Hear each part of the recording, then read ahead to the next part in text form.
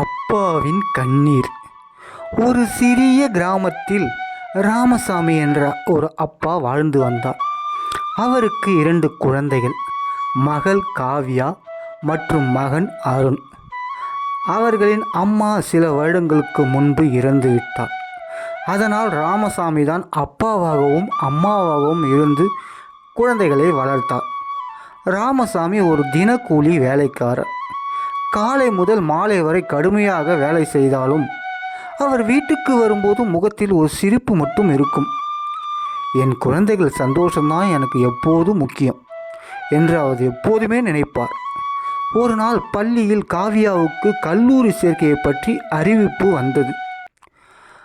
அவள் நன்றாக படித்ததால் பெரிய கல்லூரியில் சேர வாய்ப்பு கிடைத்தது. ஆனால் கட்டணம் மிகவும் அதிகம். அந்த இரவு காவ்யா அமைதியாக இருந்தாள்.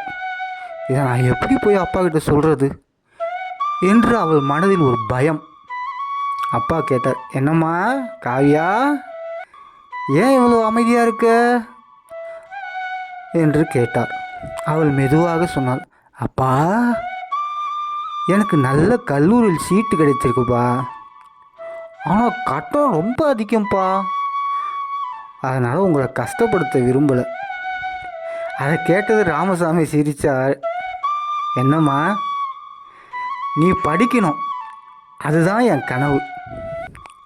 அடுத்த நாள் அவர் தனது பழைய மோட்டார் சைக்கிளை கூட விற்றுவிட்டார்.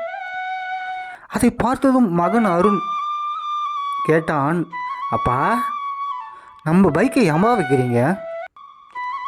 அப்பா மெதுவாக சொன்னார், உன் அக்கா படிக்கணும்ப்பா, அதுதான் முக்கியம். அதை கேட்டதும் அருண் கண்களில் கண்ணீர் வந்தது. அவன் சொன்னான், அப்பா, நான் கூட பார்ட் டைமில் வேலை பண்ணட்டுமாப்பா? நம்ம 2 பேரும் சேர்ந்து அக்காவை படிக்க வைக்கலாமா? இந்த வார்த்தைகளை கேட்டதும் காவ்யா கண்களில் கண்ணீர் வழிந்து ஓடியது. எனக்கு இப்படி ஒரு அப்பாவும் இப்படி ஒரு தம்பியும் இருக்காங்க. நான் ரொம்ப புண்ணியம் பண்ணியிருக்கணும். நான் கண்டிப்பாக நல்லா படிப்பேன், உங்களை பெருமைப்படுத்துவேன்.